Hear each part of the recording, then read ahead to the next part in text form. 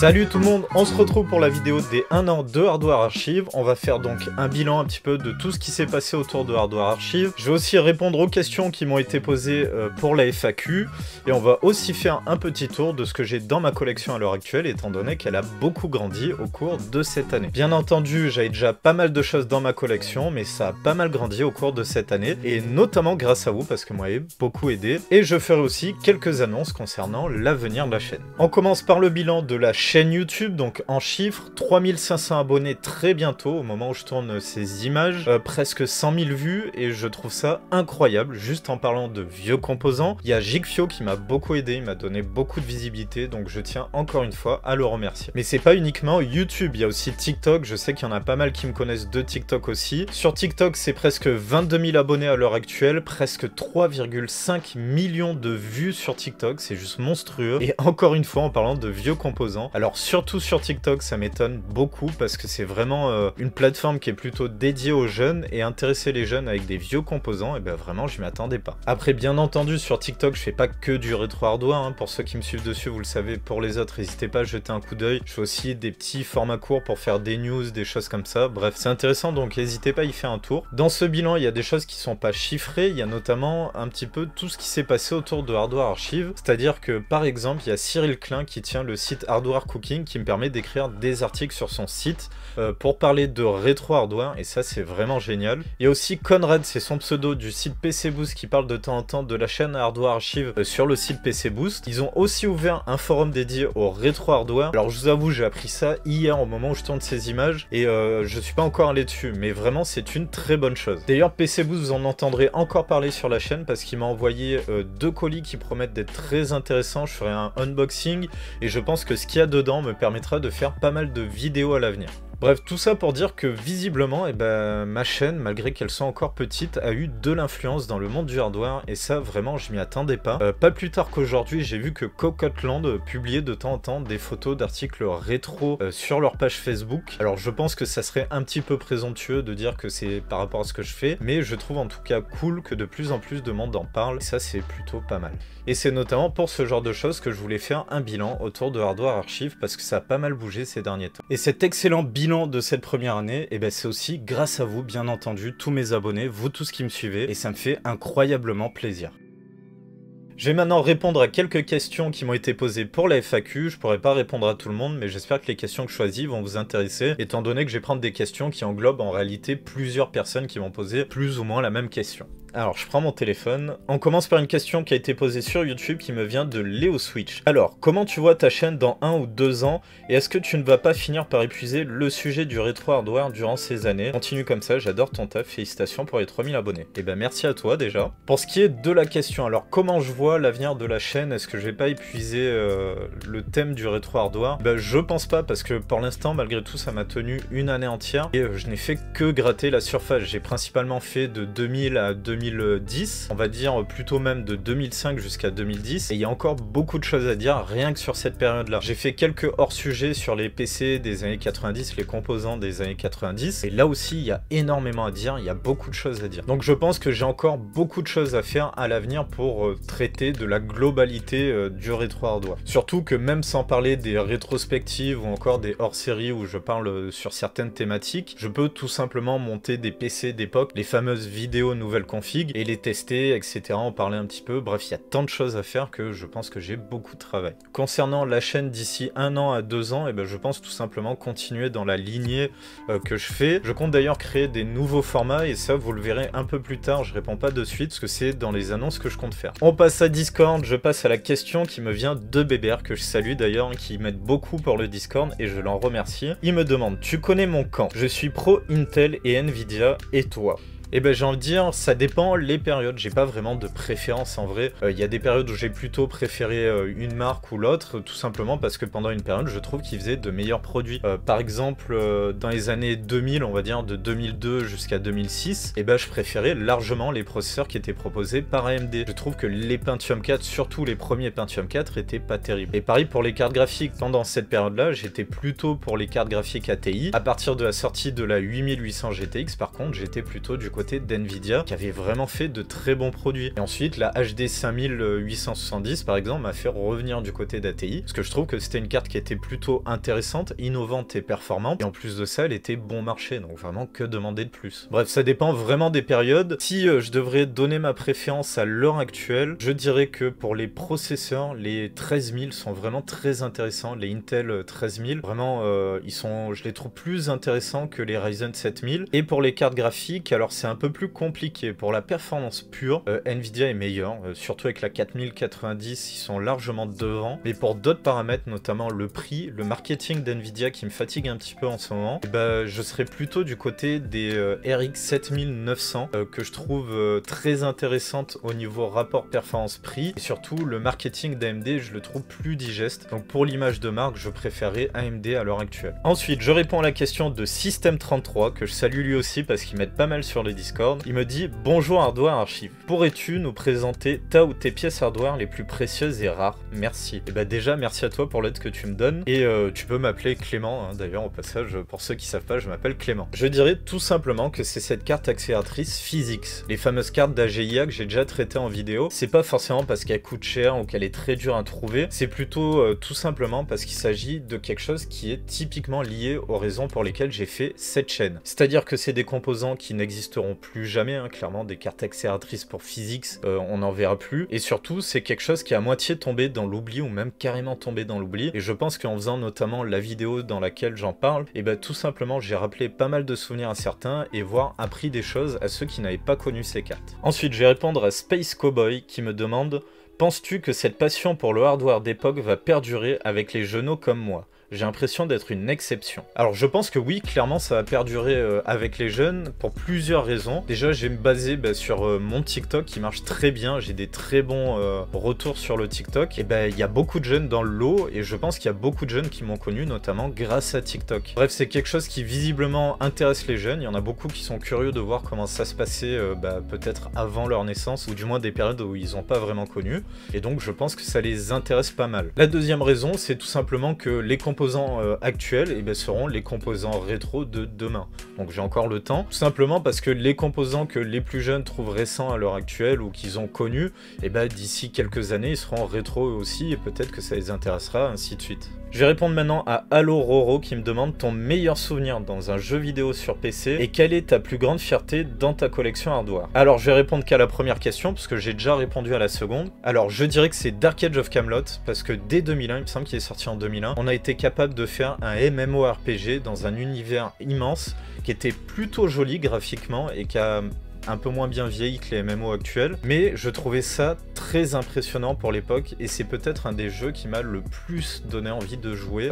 J'y ai joué quelques années, après quand il y a World of Warcraft qui est sorti, tout le monde a migré dessus. Même si WoW était très bon, je dirais plutôt que c'est Dark Age of Camelot que j'ai le plus apprécié parce que je le trouvais vraiment en avance niveau technologique et même au niveau du gameplay qui était plutôt sympa. J'aurais pu dire aussi Half-Life 2 que j'aime beaucoup. C'était une claque graphique à sa sortie, mais en réalité, même si j'y ai beaucoup joué, j'avais moins de hype que pour Dark Age of Camelot la première fois où j'y ai joué. Je vais répondre maintenant à Pixio qui me demande: as-tu fait des études particulières pour avoir les connaissances que tu as maintenant? Alors ça c'est une question qu'on m'a déjà demandé plusieurs fois sur TikTok notamment, donc je vais y répondre. Alors pour mon cursus en termes d'études, dans ce qui est lié un petit peu à ce que je fais en vidéo, j'ai fait un BEP métier de l'électronique suivi d'un bac pro système électronique numérique, mais je suis pas allé au bout de ce bac pro parce que je me suis engagé dans la marine, parce que tout simplement c'était vraiment axé sur électronique pure et pas vraiment informatique, et ça m'intéressait pas tant que ça finalement. Donc en gros les connaissances que j'ai pour vous parler et vous faire des vidéos, c'est tout simplement les connaissances que j'ai accumulées de manière, on va dire, en autodidacte. C'est-à-dire que depuis des années et des années,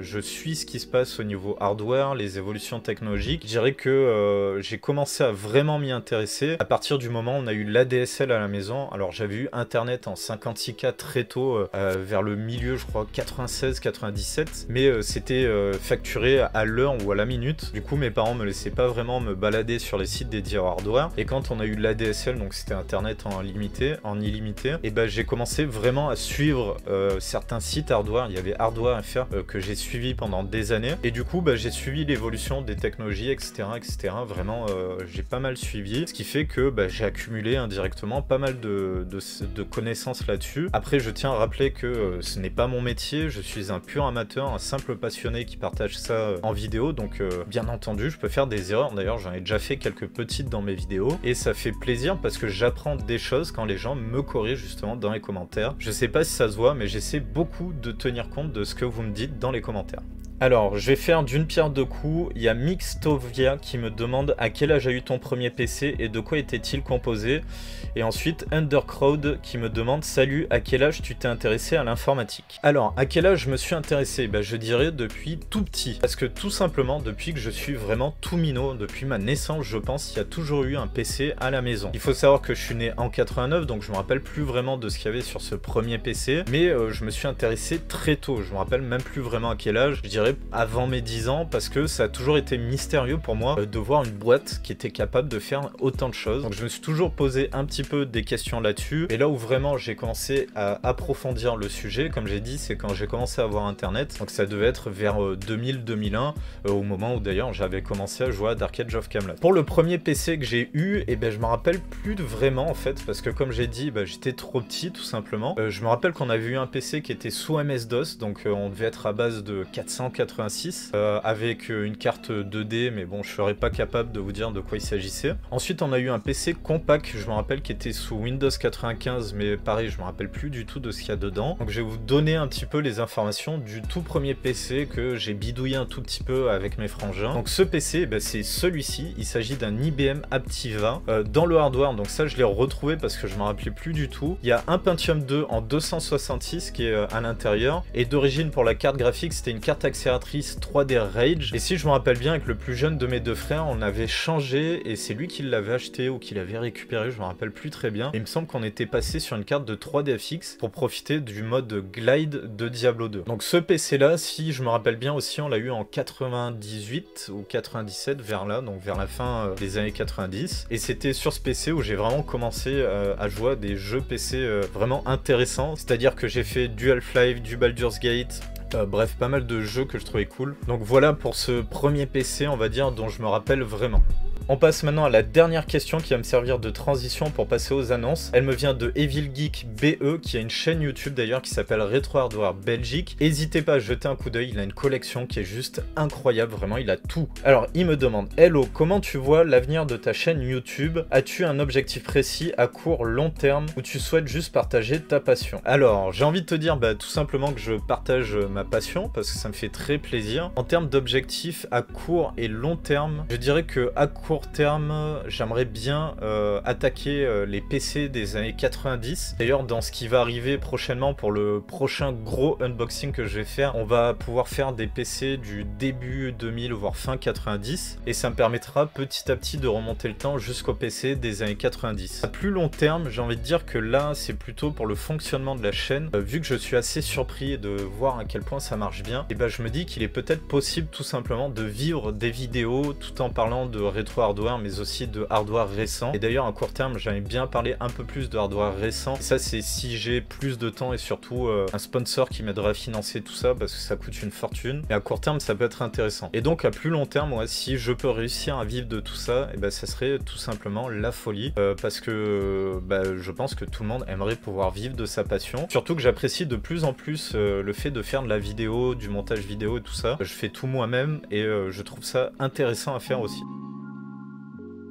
Alors, pour les annonces, donc comme je l'ai dit précédemment, je vais commencer à attaquer les PC du début des années 2000, voire fin 90, et pour remonter un petit peu petit à petit aux années 90. Je pense que ça peut être intéressant. On commence à attaquer du matos qui est plutôt ancien, et donc vraiment là on sera sur du vrai rétro, parce que malgré tout, j'appelle ça du rétro hardware quand je parle de composants de la deuxième moitié des années 2000, mais c'est pas si vieux que ça. J'aimerais créer un nouveau format, et c'est Guillaume qui m'y a fait penser dans le dernier Tech Actu de Gigfio. il explique dedans qu'il aimerait reprendre des vidéos dans lesquelles il présente le setup de ses abonnés. Donc comme Guillaume, j'ai présenté le setup des abonnés, mais ça sera des setups dédiés au rétro. Et ouais, il faut quand même que je le fasse un petit peu à ma sauce. Le but, c'est que vous m'envoyez des photos de vos setups rétro, de belles photos, hein, pas des photos de mauvaise qualité. Le but, c'est de présenter ça en vidéo, donc forcément, il faut mieux que ce soit sympa. Vous mettez en description les composants que vous avez, le boîtier, l'écran, etc.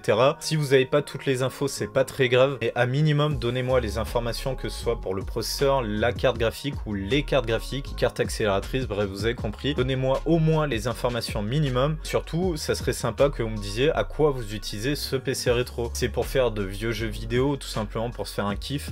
Bref, n'hésitez pas à me donner des détails sur l'utilisation que vous avez de ces PC. Ça me permettra de les présenter et d'en parler. Dans l'intitulé du mail, mettez-moi que c'est pour participer au setup rétro des abonnés avec votre pseudo ou votre nom si vous voulez me donner votre nom. Et ensuite, vous mettez les photos dans le mail en pièce jointe avec toutes les informations que vous pouvez me donner dessus en description. Et une fois que j'aurai suffisamment de participants pour faire une vidéo, et de temps en temps, je ferai une vidéo dédiée au setup des abonnés. Allez, maintenant je vais vous présenter le gros de ma collection. Je vais pas tout vous montrer parce qu'il y a certaines choses que je garde pour des futures vidéos. J'ai pas vraiment envie de vous spoil. Je commence par vous présenter mon setup rétro et vous pouvez voir à gauche un écran compatible 3D Vision. Il s'agit d'un Samsung en 23 pouces 9 dixièmes et en résolution 1050p. Pour l'écran de droite, il n'a rien de spécial, c'est juste un écran en 4 tiers que j'utilise pour les jeux qui fonctionnent uniquement en 4 tiers. L'écran de droite est d'ailleurs branché au PC avec le Phenom 2 x4 955 que vous avez vu dans la précédente vidéo. Et concernant l'écran de gauche, il est branché au PC contenant les tout premiers i7. J'y ai mis un i7 960 et la GTX 680. Dans les PC rétro que je possède, il y a aussi le PC en socket 939 équipé d'un Athlon x2 4400+ et d'un SLI de 2 Nvidia 7950 GT. Et contrairement aux images que vous voyez, il n'est plus dans ce boîtier là, je l'ai mis dans un boîtier Linear Retro que vous avez déjà vu en vidéo d'ailleurs. Il y a aussi le PC Full AMD en socket AM3 qui embarque un Phenom 2 x4 965 Black Edition avec une Radeon HD 6870. Et il reste bien entendu le wall mode que vous voyez dans mon décor. Il n'y a pas vraiment de carte graphique fixe étant donné qu'à l'heure actuelle j'utilise comme une table de bench. Et d'ailleurs j'en profite pour répondre à la question de Vorak Xenoverse dans la FAQ qui m'a demandé pourquoi ne pas avoir choisi un corps de quad plus récent puissant pour le wall mode. La raison est simple finalement, c'est que je voulais faire un PC uniquement avec des composants de 2006-2007. Et en 2006-2007, le processeur qui était le plus puissant, c'était celui-ci, le QX 6850. Mais il est fort possible que je change la carte mère parce qu'elle est assez compliquée à utiliser celle-ci. J'ai beaucoup de problèmes de pilote, je peux pas mettre de SSD dessus, bref c'est une vraie galère, donc j'ai vraiment envie de changer cette carte mère. Je réfléchis donc à passer en socket 775 mais qui est avec de la DDR3 pour y mettre les derniers corps de quad, à savoir les corps de quad 9000. Mais j'hésite aussi à passer en 1366 avec les premiers i7.